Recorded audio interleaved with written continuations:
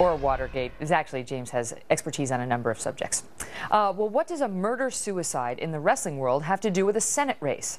That's what some in Connecticut are now asking. Chris Benoit, I was pronouncing that incorrectly earlier, killed his wife and his 7-year-old son before committing suicide in 2007. Now Benoit's father is attacking Republican candidate Linda McMahon. The people of this state want someone that cares not for the people that work for her to go and represent them in Washington. The only reason that woman wants to go to Washington is to protect the dollars that WWE makes, to head off any attempt to regulate their industry.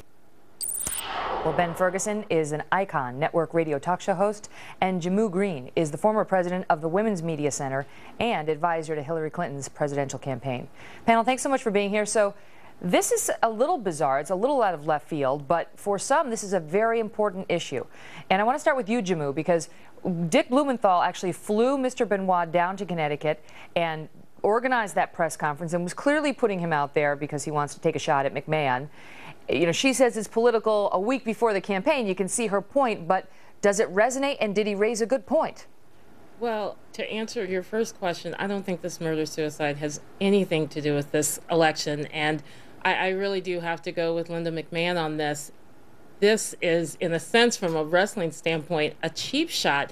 And the weird thing is that the Attorney General can beat Linda McMahon on her merits, on the issues. He's the candidate who is going to bring jobs to Connecticut, who is going to help turn the economy around with the help of the Obama administration.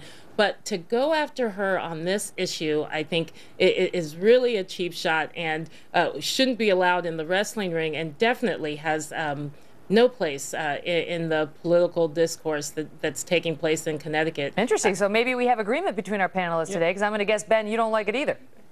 Yeah, well, the difference is I don't think Blumenthal is a good person for doing this, and she's trying to say it's not a good move, but I think he's the best man. This shows how unqualified he is. The fact that their campaign would go out, find someone that has pain, suffering, anger, distress over this issue, a personal issue of someone dying and killing their family members, and use it to try to get elected, shows how sick Blumenthal's campaign is to actually do this. I mean, to go there and find someone in this state of mind that's looking for someone to blame and say, I'll fly you up, I'll pay for your hotel, and I want to use your tragedy so I can help get elected, is the sickest rail of politics I've seen this year. You know, Jamu, one of the strangest things is that you kind of expect last-minute desperate tactics from somebody who's losing, you know. But look at the latest polls on this Connecticut race. Dick Blumenthal is ahead considerably. We've got a Rasmussen poll, we've got a Fox poll. Look at the Fox poll. Look at him, he's got 53 to 42 over her, 11-point lead. Rasmussen has it even larger. RealClearPolitics.com has, I think, a 12-point average lead that he has over her. So, Jamu, politically, what do you make of this? Well, as the voters in Connecticut have gotten to know both of these candidates, Blumenthal, his numbers have only been going up. They've been connecting with him on the issues, and that's why this makes no sense at all. Like, it's risky. They just moved this from leaning Democrat to actually a solid Democrat seat. So it makes it does call into question, I think, maybe some of the fear that the campaign is thinking about, maybe the landslide of conservative voters that are expected next Tuesday. But, you know, really just to look at this race on the issues, to deal with her on her merits is where the Attorney General should have stuck to, and not pull this cheap shot. And she came out last night, and she sort of doubled down on that last night. She went on the record. I want to give our viewers a sample of what she said, Linda McMahon, because she obviously thinks this is political as well. Here she is last night.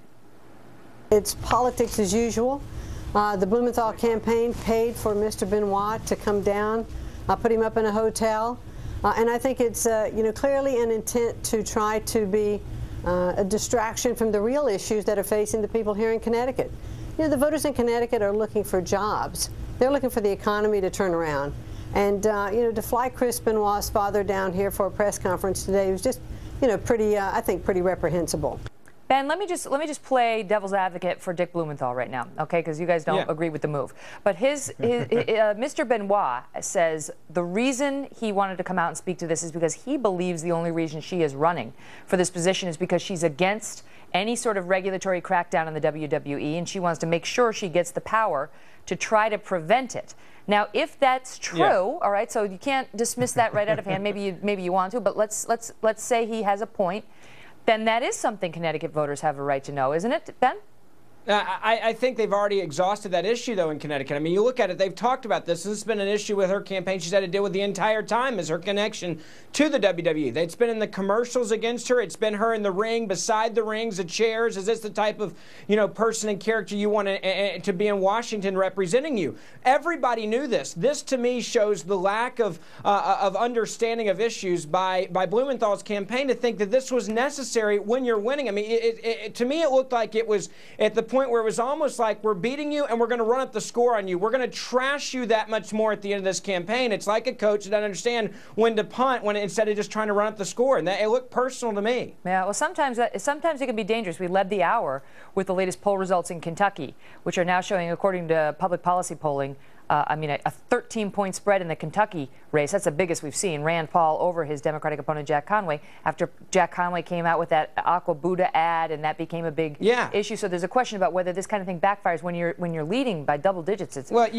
curious. You don't attack somebody's religion like that happened in Kentucky. Yeah, we don't get back on that. We already debated that. No, but I mean, you don't accuse somebody. Yeah, you also don't accuse somebody of being at fault for someone's death and murder, suicide, and that's what this campaign has done. And that's I would be surprised it doesn't hurt him in the next week. We'll be watching. Ben, Jamu, thank you both so much.